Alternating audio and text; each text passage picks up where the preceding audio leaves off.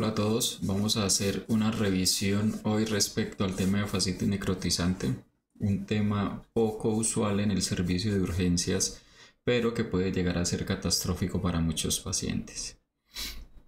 Entrando un poquito en tema, entonces podemos decir que actualmente se conocen como infecciones necrotizantes de los tejidos blandos, ya que hay una gama más amplia de alteraciones a este nivel que se deben incluir.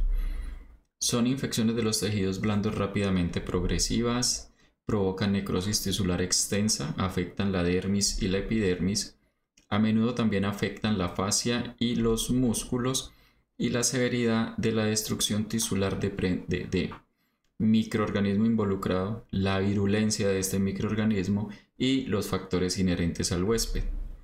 Si hay retraso en la identificación y esto lleva a un retraso en el primer desbridamiento, vamos a tener una mayor mortalidad en estos pacientes. En cuanto a la epidemiología, la microbiología se ve alterada por el uso creciente de drogas intravenosas. Antes del año 2000, las tasas de mortalidad ascendían al 28%. La tasa de mortalidad recientemente publicada en un estudio que incluyó 447 pacientes fue de 14.8%, y hay tasas tan bajas como las reportadas en Tailandia, como del 4.8%.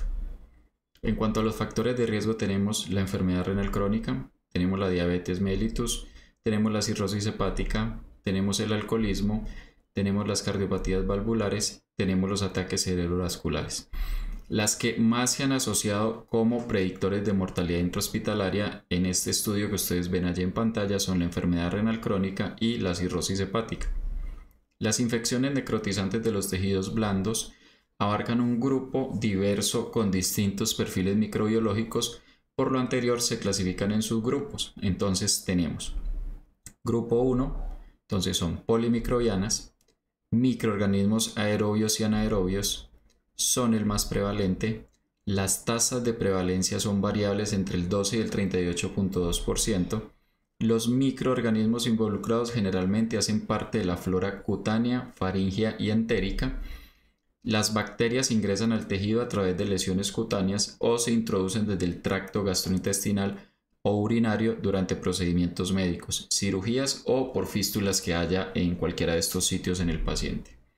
La E. coli y el Enterococcus siguen siendo aislados con mayor frecuencia en estos pacientes, y los microorganismos anaerobios son más difíciles de aislar en los cultivos usuales que usamos en los servicios de urgencias. La tipo 2 está relacionada con infecciones monomicrobianas, principalmente por el Staphylo aureus y el estreptococo del grupo A. Las infecciones por el estrepto del grupo A están asociadas a propagación persona a persona, transmisión aérea, gotas o contacto. A menudo no hay una puerta de entrada obvia y es improbable que se adquieran de forma nosocomial. Las infecciones debidas al estafilococo resistente a meticilina adquirido en la comunidad se han convertido en un reto del tratamiento actualmente. Tienen altas tasas de morbilidad y mortalidad este tipo de fascitis necrotizantes o de infecciones de los tejidos blandos necrotizantes. La tipo 3 es la más debatida hasta el momento. Están asociadas a microorganismos como el vibrio o las aeromonas, e inclusive hay otros artículos que las asocian a infecciones clostridiales. La tipo 4 son el resultado de infecciones fúngicas tras una herida traumática o una quemadura. Dentro de ellos tenemos los aspergillus y los zigomycetos, generalmente el mucor, el rhixopus, y son los causantes más frecuentes. Pueden afectar pacientes inmunocompetentes y también están asociadas a catástrofes naturales, dentro de ellas los tsunamis y los terremotos. Resumen hasta el momento que llevamos. Entonces esta gráfica nos resume todo. Hay 4 tipos de infecciones necrotizantes de los tejidos blandos. En la parte superior tenemos una línea del tiempo desde la primera descripción de Hipócrates hasta la descripción de 1952 de Wilson de fascitis necrotizantes. El dibujo que nos muestra que en cualquier parte del cuerpo, desde la cabeza, desde la cara hasta los pies, se puede presentar una infección necrótica de los tejidos blandos. Entonces, que hay muchos tipos para clasificarla. Está la clasificación microbiológica, está la clasificación anatómica y nos muestran además o tenemos además las diferentes capas de la dermis, lo que nos va a convertir esto en si es una infección de tejidos blandos profundos o una infección de tejidos blandos más superior. Finalmente y grande, lo que se propone la clasificación es que se clasifiquen, valga la redundancia, en infecciones de tejidos blandos no necrotizantes e infecciones de tejidos blandos necrotizantes. ¿Cómo vamos a hacer el diagnóstico de estas infecciones? Hay una tríada clásica que es la presentación clínica: dolor, edema y eritema. Pero como lo ven, esto puede ser cualquier cosa. Podría ser cualquiera. Puede ser cualquier infección de piel y tejidos blandos. Entonces no es tan sensible y tan específica para las infecciones necrotizantes. Tenemos que diferenciar infecciones necrotizantes de las no necrotizantes de forma rápida. ¿Por qué? Porque las primeras están asociadas con mayor morbimortalidad. En la fascitis necrotizante el dolor es más intenso. No es cierto que el uso de analgésicos enmascara el dolor. Otro de los mitos que en medicina en los últimos años o en el devenir de los últimos años se ha empezado a tumbar. En pacientes con neuropatía diabética el dolor no es desproporcionado. Poco frecuente la linfangitis porque la principal afectación es profunda y no la piel. Tiene dos fases. Hay una fase intermedia que se presenta a los 2 días con bulas y vesículas con secreción serosanguinolenta, y hay una fase tardía donde evidenciamos necrosis cutánea y crepitación. Las bulas se presentan hasta en el 45% de los casos, la necrosis cutánea hasta en el 23.5% y los crépitos los encontramos hasta en un 4.9% de los casos. En cuanto a pruebas de laboratorio, no hay una prueba específica para el diagnóstico. Tenemos o nos encontramos con la escala L-RINEC, que lo que incluye esta escala son los leucocitos, la hemoglobina, el sodio, la glucosa, la creatinina y la proteína C reactiva. 6 puntos de esta escala tienen una fuerte asociación con una fascitis necrotizante, con un valor predictivo positivo del 96%, pero con una sensibilidad muy limitada. En los últimos años se ha propuesto la escala L-RINEC modificada, donde se añadió diabetes, hipertensión, donde se cambió la PCR normalita por una PCR ultrasensible, y para tener una mayor validez de la escala L-RINEC modificada se necesitan hasta el momento muchos más estudios. Esta básicamente es la escala L-RINEC. Pues allí en la gráfica les dejo las variables con las puntuaciones. Básicamente lo que les decía: proteína C reactiva, conteo de glóbulos blancos, hemoglobina, sodio, creatinina y glucosa. Y respecto a cada una de las subvariables o de los resultados de esta se le va a asignar una puntuación. Las puntuaciones de 0 a 5 quieren decir que hay un riesgo bajo. Las puntuaciones de 6 a 7 el riesgo es intermedio. Se sugiere considerar la posibilidad de fascitis necrotizante, o sea, y básicamente ante la duda no hay duda. Una puntuación mayor o igual a 8 el riesgo es alto. Es necesario evaluar con alta sospecha la fascitis necrotizante. Escala L-RINEC, este es el primer estudio y básicamente les traje 3 gráficas interesantes de cuando se hizo dicho estudio. Esta lo que nos muestra es que cuando la puntuación a partir de 5 o 6, la probabilidad de que este paciente tenga una fascitis necrotizante ya está por encima del 50%, entonces es un paciente al que debemos echarle ojo. En la curva ROC, pues creo que habla por sí sola, casi cercana al 100% o al 1%. Y lo que se propone es paciente con una infección de tejidos blandos, hay que hacer una evaluación clínica y un examen físico. Entonces nos encontramos que este paciente tiene una fascitis necrotizante, entonces debe ir inmediatamente a un desbridamiento, a un quirófano por parte del grupo de cirugía. Ahora, tenemos dudas que este paciente tenga una fascitis necrotizante o no, aplicamos la escala L-RINEC, tiene 5 o menos puntos, entonces tiene una infección, no es una fascitis necrotizante, entonces va a recibir antibióticos, vamos a hacer exámenes seriados y lo vamos a dejar monitorizado hasta que sea el mejor momento para darle egreso. Riesgo intermedio, puntuación de 6 y 7. Entonces, este paciente podemos tomar la decisión de hacer una imagen. ¿Cuál imagen? Una resonancia magnética, una biopsia por congelación, una prueba del dedo.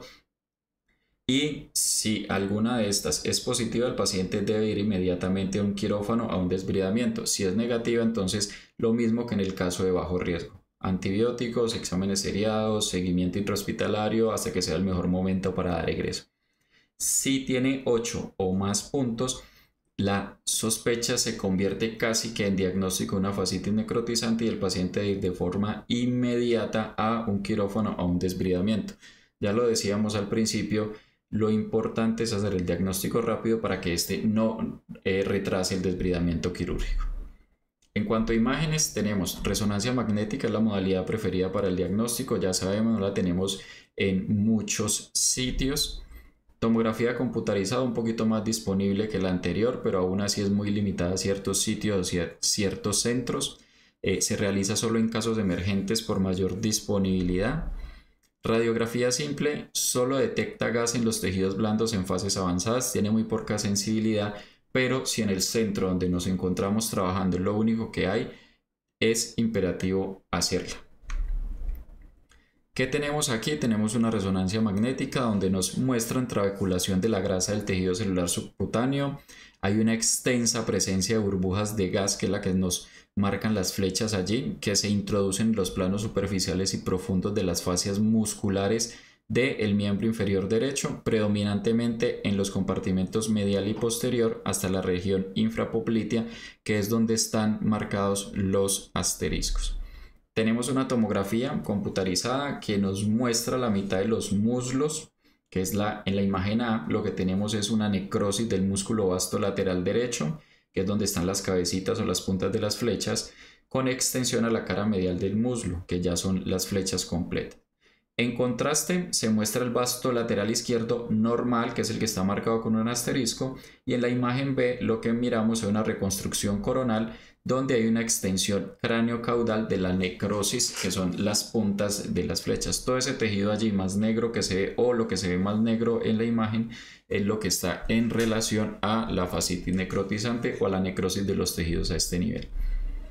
Radiografía, entonces básicamente tenemos esto. Les decía previamente, lo que vamos a ver es como aire en los tejidos blandos, y esto es lo que muestra estas radiografías: presencia de aire de forma globulosa desde la mitad de la pantorrilla hasta la región inguinal, donde el proceso formador de gas parece como confluir, entonces da como una imagen de confluencia allí a este nivel.